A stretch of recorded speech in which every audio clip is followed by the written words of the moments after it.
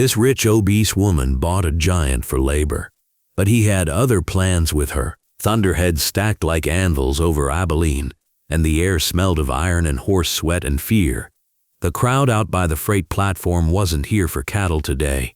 They'd gathered for something meaner, an auction that didn't deal in hooves but in hands, backs and broken pride. Eugenia Vale watched from the edge of her carriage, upholstered in red velvet, ordered from New Orleans. She was a sight people never agreed about. Some said too much silk, too many rings, too many opinions. They said her body was too much as well. A plus-size woman with soft breath and generous curves, corseted the way a river is corseted by its banks. She wore her hair like a crown, coiled brunet braids pinned with 3 gold combs shaped like little birds. Those birds had names she never told anyone. Names only her mother knew once before the fever took her. She had land north of town, peckin' bottoms, a hay meadow, and a river bend that flashed like polished tin. She had a big house with a wrap porch and 15 hired hands who respected her because she paid on time and never skimped on water or shade. She had what folks called means, and yet what Eugenia wanted most this summer was not another acre, nor another safe investment in the rail spur. She wanted a wall to lean against, not made of pine or stone, made of someone who wouldn't yield the way everything else in her life had yielded. Mother to fever, father to business travel, suitors to gossip about her size and sharp mouth. She would never confess this want to anyone, least of all herself. So she came to the auction for a reason with cleaner edges. She needed labor. The flood in spring tore half her fencing out by the oxbow. The river left snags as big as wagons. She needed a back like a wall, a set of shoulders like a pair of doors no wind could push open. On the platform, men with wrists roped and ankles chained stood in a miserable row. Drunks who'd sold themselves for bail. Immigrants without papers. Drifters caught up in town ordinances crafted to keep poor men inside convenient fences. At the far end was a giant. Even before the auctioneer barked his name, the crowd had already named him 10 times over. Goliath, bear, ox, monster, freak. He was taller than any man Eugenia had ever seen this side of a frontier legend. 6.5 feet, maybe more, with a chest like a barn door and a neck like it had been cut from a live oak. His shirt was torn along one shoulder, exposing a map of scars that ran like creek beds. He didn't try to hide them. He didn't try to look pitiful. His eyes were a winter blue-gray that didn't blink much, and his hair, sunburnt brown, fell to his collar in an untidy line cut with a knife. Next lot. Harlan Stone, the auctioneer shouted, slapping the man's boulder of a shoulder with a catalog. Convict lease, 90 days. Caught brawling at the Red Lamp and breaking up 2 tables. Sound as a bull, loyal as a hound, and strong enough to pull a stump with his teeth. The crowd laughed a little. Harlan did not. We'll start at $30. Eugenia lifted a gloved hand and felt everyone on the platform turn toward her. Though she didn't look at them, she kept her eyes on the giant.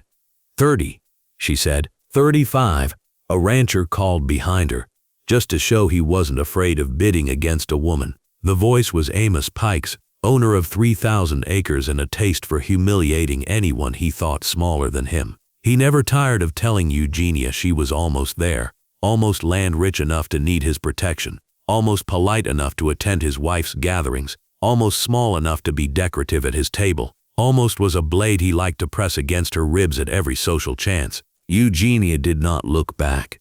40. 45. Pike sounded cheerful.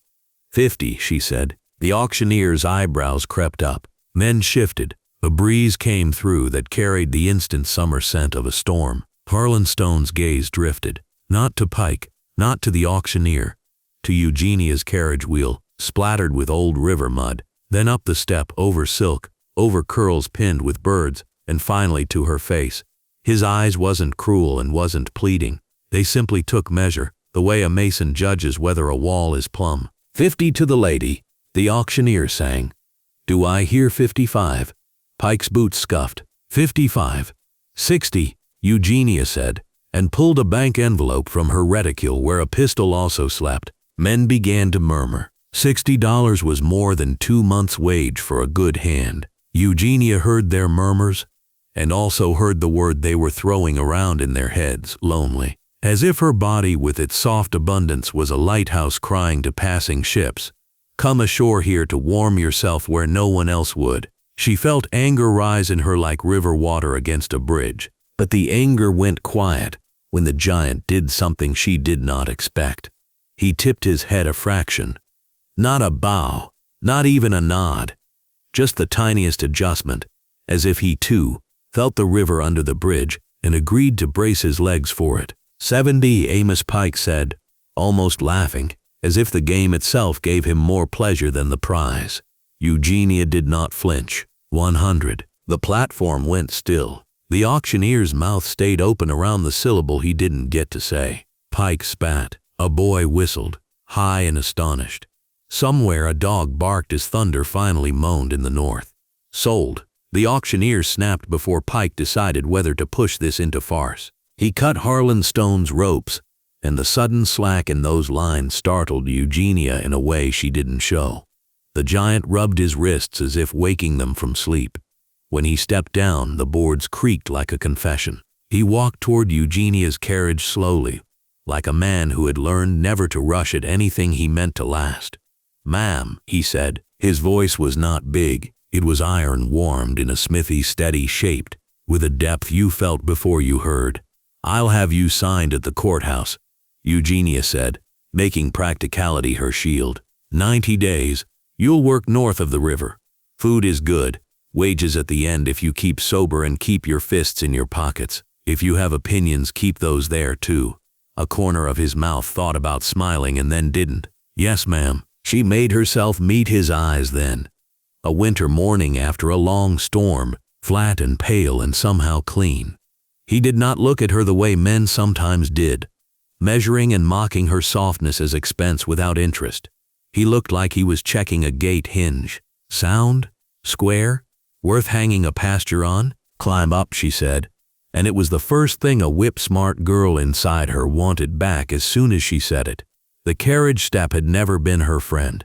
Her body and steps were something she had turned into a private negotiation. How to climb without appearing to heave, how to sit without looking like something poured. She steadied herself but found his hand already there, not on her but offered like a beam extended from a scaffold. She took it and it felt like taking hold of a calm river. The storm broke on the way home. Rain came hard and clean, and the big man drove the team like he had always known this road. Shoulders barely moving, wrists easy, reins attached to him like a second pulse. Eugenia watched him once, twice, and then stopped because watching felt dangerous, like putting your finger near a new flame to test if it would hurt. He slept in the south bunkhouse among the pecans, where the tin roof rang like a drum under rain. In the gray dawn after the storm, the ranch came awake to a sky washed thin. Men went to coffee and biscuit and bacon. The river whispered in the distance as if the flood it gave last spring was an apology it couldn't uncross.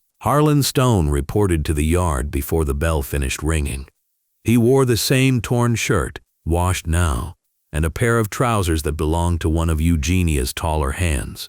They were still short on his ankles. He had eyes that looked at work the way some folks look at a hymn, without flourish, without dread, with a certain obedience to what must be done to make a day honest. "Fencing first," Eugenia said, handing him leather gloves and pointing toward a wagon stacked with cedar posts. "River line, 2 miles. You'll have help until the ground firms." He nodded, and that should have been that, but her cook, Siobhan, came out with a basket of fresh bread and a dish of sweet butter, and Harlan Stone paused like a man slapped with a kindness he hadn't prepared to take. He removed his hat. Eugenia hadn't seen him remove anything voluntarily yesterday, and thanked Siobhan with a voice softer than the one he'd used in town. "Blueberry jam," Siobhan said, wink sharp as a needle. "Mistress Vale insists the men can taste Sunday even on a Wednesday." He glanced once at Eugenia, then back to the doorframe. "Obliged." He shouldered 2 posts as if they weighed nothing and walked toward the river. Eugenia stood there a while as men bunched and scattered. She told herself she watched him because $100 needs watching, because a tall man with past trouble is a long fire near a wooden barn, because rumors are vultures and she didn't need more bones for them to pick. But that wasn't the reason. She noticed how gently he carried the cedar, how he refused to let the heavy ends gouge the ground, as if scarred pastures offended him. That wasn't the reason. She saw, 3 days later, how he stooped to set a bucket outside the tack room, where a swallow had hidden a nest in the eaves. Men were used to knocking those mud cups down so the birds wouldn't be bold next season. Harlan watched the small beaks open like yellow petals, and then turned the bucket upside down so a cat wouldn't have an easy step to them. He didn't say anything about why. He just made the world kinder by one cat's jump. On the 7th day, he pulled a stump her father's best hands had surrendered to years ago. It came out slow, like a bad memory being confessed. Bystanders cheered, and Harlan wiped his brow with the back of his wrist and looked almost embarrassed at the sound. He returned the grin of her youngest hand, a boy of 16 missing one front tooth, but the smile fell away the instant he saw Eugenia watching. He lowered his gaze, not like a man in shame, like a man withdrawing his hand from a stove, learning again what burned him before. That night after Ledger's, Eugenia took supper on the porch where the night-blooming flowers let go their perfume. She ate alone by old habit. The house had plenty of chairs but not many invitations. In the yard, men laughed their way toward sleep.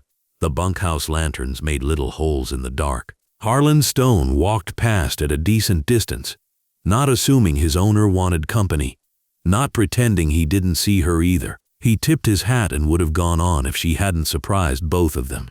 "Mr. Stone," she said. He stopped. "Ma'am, you worked clean today." There were 100 other things she could have said. Strong, fast, impressive, worth my money. She chose clean because it was the truth she respected best. "Thank you. What did the red lamp table do to deserve your fist?" The question came out without sugar, but also without the vinegar people expected from her. She wanted to know which kind of man she had brought into her work and her sleep. He leaned in the faintest fraction, eyes on the porch rail as if the grain had answers in it. A man wouldn't stop his hand on a girl. How old was the girl? About as old as your youngest cook's daughter. Eugenia let the lattice of that answer settle. She carved a sliver of pecan pie she didn't really want, and watched the knife reflect the lantern like a slow wink. And the 2 tables. They were between me and the door. She felt the corner of her mouth do what his had done earlier. Entertain the possibility of a smile and then set it aside. 90 days is a long time. "Yes, ma'am. He didn't promise trouble wouldn't find him again. He didn't promise to be small. Men promised that all the time and failed at noon. He promised nothing at all, which she decided for tonight was the best beginning a large man could offer a woman who needed a wall more than a parade." Light spread thin across the yard. Crickets took up their common prayer. Above the porch steps, a moth found the lantern's glass and kept finding it in delicate desperation. "Good night, Mr. Stone," she said at last. "Good night, Miss Vale." When he had gone, she looked at the empty chair across from her. She had bought 3 like it in San Antonio from a man who swore they were imported maple. She didn't care whether they were. She bought them because something in their shape spoke of rooms meant for 2 conversations happening at once.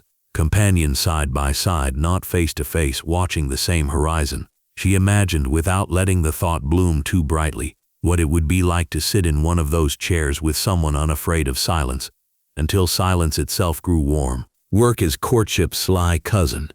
It puts 2 people near the same task and lets sweat draw the truest lines. In the weeks that followed, Harlan Stone and Eugenia Vale courted without trying to. Not with words. With a fence that ran straighter than any her father had ever signed his name beside. With a hay crew that moved like a single animal because a giant walked among them and lifted what no one else could. With a mule named Nellie who'd made an art form of refusing, until the giant stood at her shoulder and spoke to her in a slow burr that Eugenia could not hear the words of, but understood the shape of. "You have been asked badly your whole life. Here is a question you can say yes to." On Saturdays, Eugenia paid the men at a long table in the open air. She kept accounts neat and set coins in stacks like language anyone could trust. Harlan would reach for his envelope last. His hands were careful around bills, the way a priest is careful around bread. He'd tip his hat, say thank you, and slide the money into the inner pocket of his shirt where men keep things they intend to keep. She didn't ask what he saved for. a bed somewhere not made of tin and noise, room for a future he wouldn't name, a piece of land with a wall for his back. She didn't ask. But once, on a Tuesday that smelled of rain and cinnamon, because Siobhan had the notion to make rolls, she found Harlan standing with his head tilted, listening to the pecans. "What do you hear?" she asked, unable not to. "River under the roots. The river's down." "Yes, ma'am." Still talking. The following morning the river asked for proof. A cart coming back from town tried to ford where clay turned slick. The wheel hit a stone, the mule panicked, and suddenly Miss Vale's youngest hand, Tommy with the missing tooth, was in the river holding onto the cart's rail, the way a man holds the last word he ever intends to say. Harlan was there before anyone knew how he'd got there. He went in without removing his boots. Men shouted about the weight, but the giant's body didn't seem to notice. He found the boy with one hand and the cart with the other. The current tried to persuade him that pairing was impossible. Harlan ignored the current the way a plow ignores its own shadow. He walked the two of them toward gravel that felt like needles beneath boots and feet. When the cart came shallow, 3 men grabbed and hauled, and Tommy threw up river-brown water into the weeds and laughed like a sob. Harlan just sat down on the second bank rock he found, as if he did not dare trust the first. He put his elbows on his knees and bowed his head, not from exhaustion, from privacy. You could feel it from the fence line, a big man making himself still so the world wouldn't see his hands tremble. Eugenia walked to him without planning to. She had forgotten to hide how much she was shaking herself. She knew the ways a body betrayed you. Breath that came like stairs, cheeks that flushed too soon, corset hooks that found their excuses to fail. She sat on the rock beside him, not close enough to crowd, not far enough to mistake the gesture. "Mr. Stone," she said. "Thank you." The words were small coins to pay for a cathedral of relief, but they were all any language had. He stared at the river as if it was a letter he hadn't decided whether to answer. "Had a brother," he said finally, 4 years younger. River in Arkansas kept him. Eugenia's throat tightened around a sorrow that was not hers, and yet had walked into her house and hung its hat by the door. "I'm sorry. Folks said it was nobody's fault." His voice did not rise or darken, but sometimes nobody is a crowd. They sat. The pecan leaves made a sound like skirts on a ballroom floor. Tommy had stopped laughing and started crying a little, the way boys do when their heartbeat returns and finds them ashamed of wanting their mother. Eugenia wanted to put her hand on Harlan's sleeve. She wanted to say something like, "I see the brother-shaped room you keep inside your chest." She wanted to do a dozen things women aren't allowed to want in daylight. So she did what she had trained herself to do since girlhood. She made the want into work. "We'll set new stones in the ford," she said. "I'll write Pike for his road crew to lend us picks, and he'll offer terms that pretend to be neighborly while informing me I owe him dinner and compliance. We'll refuse both along with his stones." Harlan's mouth did the almost smile. "Yes, ma'am. And we'll pay Tommy 2 days' wages for almost drowning and then coming back to unload. Because it's right, and because it'll teach the other men that fear pays no wage and courage does." This time he smiled, brief and real. A small heat warmed her that had nothing to do with July. It made her more honest than she meant to be. "I lied," she said, voice low enough to be just theirs. "The first day, I said I bought you for fence posts. That wasn't the whole of it." He turned his face toward her. Not his whole body. That would have been too much, just enough that she could see how carefully winter watches when a sparrow lands on snow. "No, ma'am. I bought you because every man I have ever been near has been made of something half-baked. Dull without heat. You looked like a kiln that had finished its work, the kind that makes things hard enough to hold." She waited for the shame that used to follow such confessions, the one that sounded like her aunt's voice. "Vulgar girl, heavy girl. Take the edges off your opinions so they don't cut the napkins." It didn't come. The river took the napkins. She was free to say the quiet part in a voice that seemed to belong to her. Finally, Harlan lowered his eyes. "I know how to hold. I've noticed." Silence then. No need to make the moment over busy with decorations. The truth they'd just set between them didn't need flowers. It needed air. Bad news rides fast. because men dig spurs into it. Good news walks because it is dignified. By the following Saturday, the story about the river and the giant had made its rounds, grown 2 horns and a halo, and arrived in Pike's ear. He chose to believe the version that suited him, that Eugenia Vale had bought spectacle instead of sense, and that she couldn't tell the difference between a show of strength and a man you can lean a life against. He sent a note about the road crew and worded it honey slow, but the last line stung on purpose. For a lady with such, he had tried to find a word not to say the word appetites. For progress, may I suggest smaller ambitions are safer in a floodplain. Eugenia read it twice and then folded it very neatly and used it to line the bird cage she kept in the office. The canary hopped onto the paper and made it hers entirely by the time Eugenia reached the signature. When Harlan came to the office door to report the eastern fence tight and the men sent to sharpen blades, Eugenia was laughing softly the way a woman laughs who just fed a wolf a lemon tart. "What's the joke?" he asked, not stepping inside but leaning, careful to put no boot print on her clean floor. "Men say interesting things when they think a woman can't hear," she replied. "Or when they think she can hear but won't know what to do with it." "What will you do with it?" "This," she said, and opened the ledger to a new page. "We'll hire our own picks. We'll set our own stones. And tomorrow I'll drive into town wearing the blue dress that makes wives call me a peacock and men call me something they don't say aloud. I'll pay the blacksmith in advance and tip the boys who haul. People will talk. And after a week the only thing left to talk about will be that my road holds and Pike's doesn't." Harlan looked at her the way he had on the platform, taking measure, checking plumb. "Yes, ma'am." He made no speech about respect. He didn't have to. Respect reveals itself quietly, in how a big man sets down a heavy thing so it doesn't bruise the ground, and how he keeps his voice low when a woman gives an order she knows will be mocked by men who live for mocking. You can tell when a man is a kiln and not just an oven. There's a certain heat that doesn't shout but has done holy work. The summer turned to a hot coin held too long in a hand. Night brought heat lightning that stitched the sky with silent needles. Work slowed at noon and revived at 4. On one such evening, with the air silver around the horizons and frogs beginning their sermon, Eugenia walked the path between the bunkhouse and the new-built woodpile just to feel the way the day turned soft there. She did not plan to see Harlan Stone by the woodpile. He had an axe in his hands and a shirt stuck to his back and his breath like a bellows. He worked with the grammar of a man raised by labor. Subject, verb, object, repeat. He saw her and didn't try to arrange himself into something handsomer. He set the axe upright in the block and stepped back and reached for his coat like a man remembering the ceremony of being presentable. "Don't," she said. "You'll melt." He stilled. "Yes, ma'am."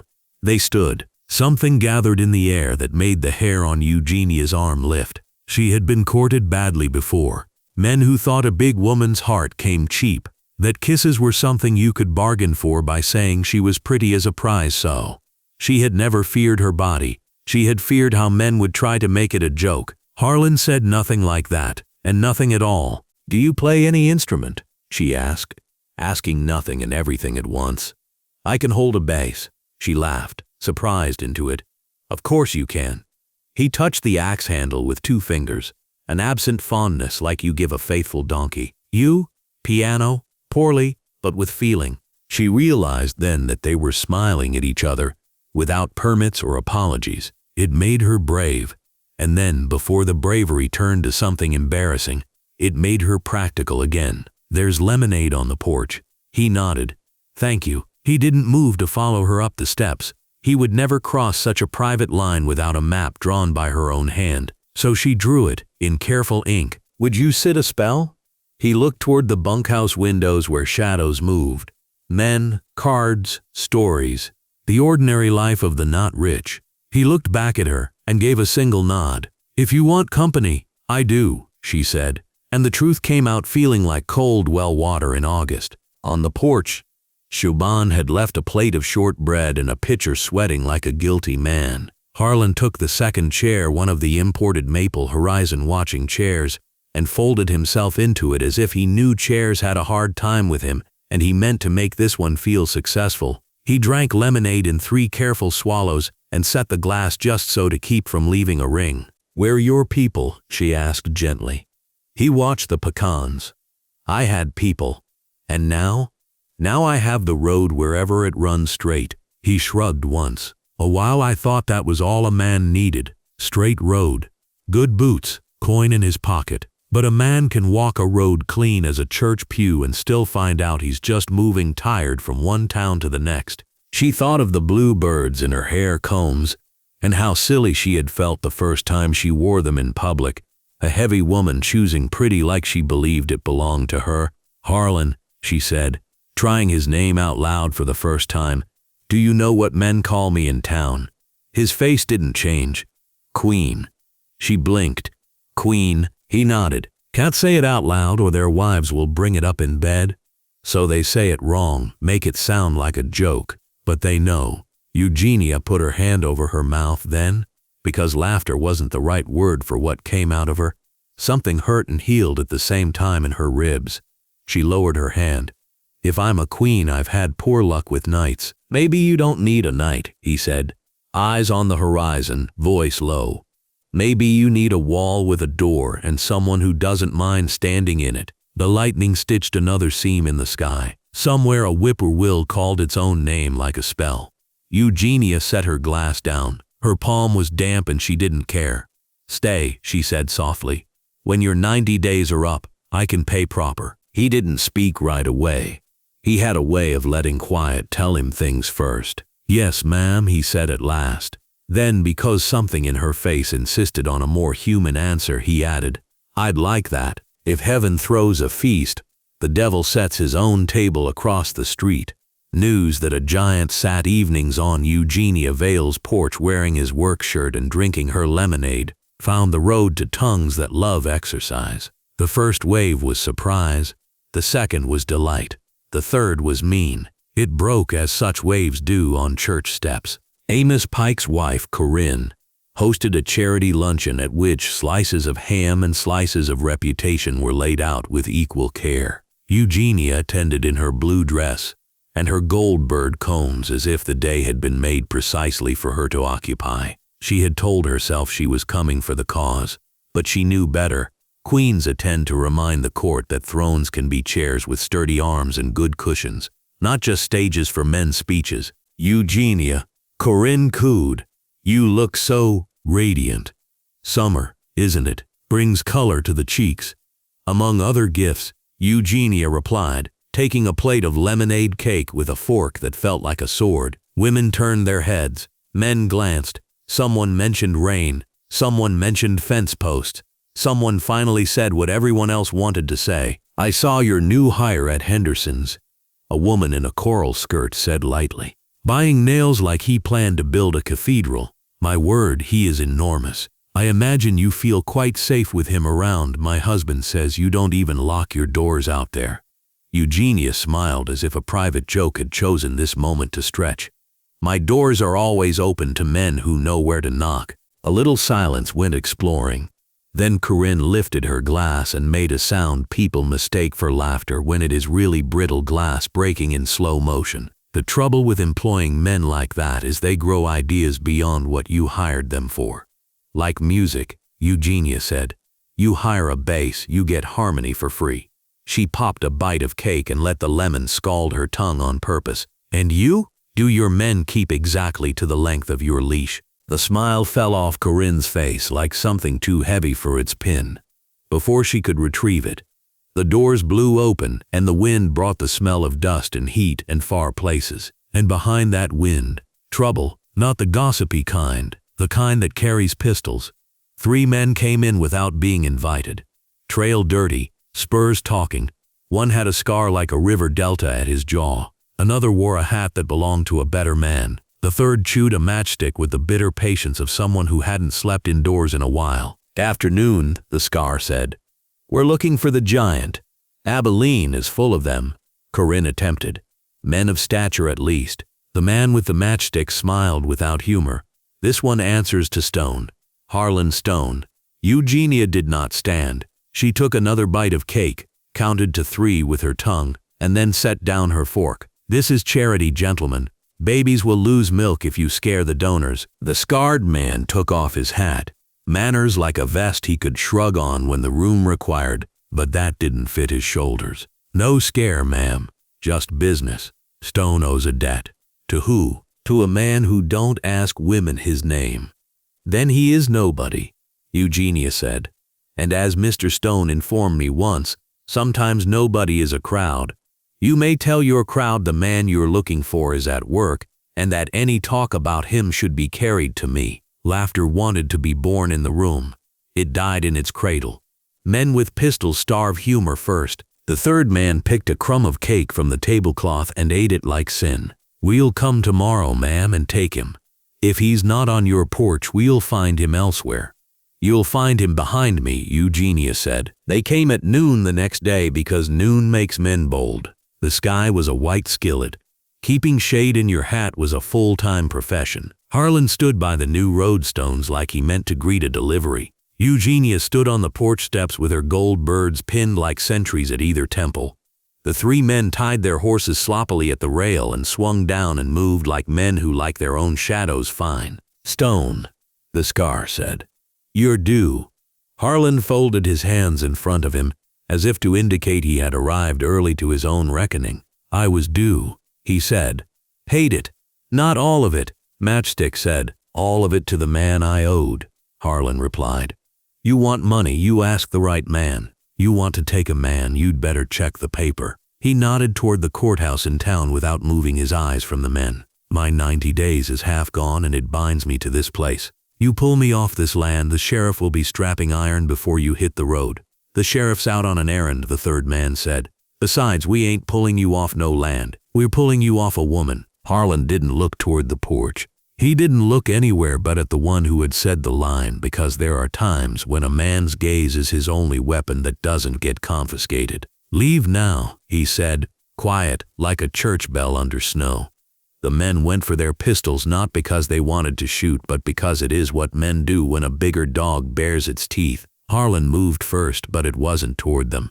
It was toward the porch, toward Eugenia. He climbed 2 steps and put his back to her and became the door in the wall he'd promised with a lemon and lightning sentence on a quiet night. He stood so that his shoulders framed her like an answer to a prayer she had never said out loud. The men paused. No one had told them a wall could also be a person. Eugenia put her hand on the small of his back before she decided to. Heat came through cotton and into her palm and then into the map of her body like a road she hadn't walked and now must. She didn't move her hand away. You will not take this man, she said. If your employer wants silver, I'll pay what the law says is owed when the paper is produced. If he wants to steal, he can come himself and discover whether my dogs prefer ankles or wrists. The scarred man looked at Harlan's back, at Eugenia's hand, at the Pacan Grove, at the new laid stones shining like oiled bread, and then back at the woman who did not flinch. He spit. Not for decision, but for rhythm. We'll be back before sundown. Bring a receipt, Eugenia said, and the door in the wall exhaled without moving. You learn what a body wants most in the hour between threat and its return. Some people want whiskey. Some want a runaway plan. Eugenia wanted to write a will and then tear it up and then write the world a letter that said, You will not swallow me. She did none of those. She baked bread. Siobhan laughed at her, then helped. They kneaded the dough like they were teaching it how to be strong the way a heart must be. Harlan sharpened tools that didn't need sharpening and checked tack that didn't need checking, and carried 2 water barrels, one at a time, as if putting deliberate difficulty in front of himself, calmed the river running under his rib cage. At 4 o'clock the shadows began to stretch, and with them came a quiet that made insects sound like drums. Eugenia found Harlan by the woodpile again. He wasn't chopping. He was sitting, hands on his knees, staring at a single bird, one of the swallows that had taken the eaves, carrying a white feather to its nest. She sat beside him without asking if the space was spare. If they come, she said, and if we have to do something foolish and brave. Do you trust me? Yes, ma'am. Do you trust me enough not to call me ma'am just once? A breath, a laugh quieter than cloth. Yes, Eugenia. The way he said her name felt like what rain feels like after 20 dry days. Like the way a child's fever breaks, the world emerging the same but forgiven. She put her hand on his wrist where a thin rope scar circled the bone. He turned his hand and, with infinite care, took her fingers in his. They sat that way while the sun decided whether to make the day longer or end this chapter of it. The door in the wall had a handle now. Someone was holding it. The men did not bring receipts. They brought 2 more men and a rope. They whistled as they came in. False casual, and left the rail empty because why tie a horse when you don't aim to stay? Harlan stood. He put Eugenia behind the porch post, not because he thought she was a child but because he trusted Wood to do one job while he did another. It was quick, the way such things are. One man raised his pistol to frighten. One man pulled the rope to embarrass. Harlan took the rope like a serpent he intended to break and wrapped it around the man's own wrist. With a turn so sudden, the man found himself bowing to his own trick. The pistol fired into dirt with a sound like the earth sneezing. Then someone did what only cowards do, aimed at the person who was easier to hit. The shot was for the porch, for the woman on it, for the blue dress that told the world she didn't hide. Harlan moved like a wall, discovering it had legs. He stepped between the bullet and the dress, and the bullet found a home in the meat of his upper arm. He didn't cry out. He hissed, a sound like a stove catching. The second shot the man didn't get to make because Eugenia Vale, queen or peacock or too much woman with a pistol in her reticule, drew and fired and took the hat clean off the coward's head without touching hair. The crack of it shocked birds into the air and men into reconsideration. Next one goes where it aims, she said. Voice no longer a place to set teacups. Leave. They left, not because they were afraid of dying. Some men are afraid of that, some aren't, but because a woman had put her hand on a wall and the wall had bled for her, and they understood they had walked into a church that wasn't theirs. They stopped the blood with clean cloth whiskey and the stubbornness of a man who had decided being needed was an honor worth suffering for. He sat in Eugenia's kitchen while Siobhan clicked her tongue and threaded a needle. Eugenia washed her hands 3 times though they weren't dirty. She had to choose between shaking and steadiness and decided steadiness was the luxury she would allow herself today. You shot a hat, Harlan said when the pain ebbed enough to make jokes possible. It was my first choice. What was your second? She didn't answer. She didn't need to. It sat between them like steam, like bread smell, like the notion of a life that did not ask their bodies to apologize first and exist second. Stay, she said again when Siobhan had finished and gone to bully the kettle. Not just for wages, not just for a season. I mean, she stopped because saying marriage right there would make it turn strange on her tongue, and because he needed to be the man who spoke certain vows first. Not because of townspeople, because of him. He looked at the gold birds in her hair. He looked at her hands. He looked at the door she had opened and then pointed to with the whole of a day. He stood, a little unsteady but tall as he had any right to be, and he put one palm against the doorframe above her head. Eugenia Vale, he said, I never had a thing I didn't have to carry. If I carry you, it won't be because you are a burden. It'll be because you are bread and water and the wall at my back. Will you let me be the door you stand in? She didn't cry, not because she didn't want to, but because some joys break you open and you become river, and people don't call that crying when it happens to a whole world after a dam fails. She set her palm over his heart. It banged there like a workman. Her own heart answered with the insolent grace of a queen who has found her general. I will, she said, but not like a rescued damsel. As the one who bought a man and found she had no idea what the word purchase could ever mean again. He leaned. He kissed her. It was not desperate or starving or apologetic. It was the kiss of 2 people who had done the math and written the plan and consulted the materials list and found that love, if built with clean work, would hold through 100 floods. They married on a Wednesday because that's the day the men got paid and could afford good liquor for the evening. The road held through the fall rains and into the next spring. People stopped talking about the giant and the queen because the story had turned into work, and work gives gossip nothing to eat. Sometimes on Sundays, Eugenia sat at the piano and played poorly, and Harlan stood behind her with a bass borrowed from town, and he didn't play because the instrument wasn't tuned and because he liked better to put his hand on her shoulder and feel what music does to a body that knows at last exactly where it belongs.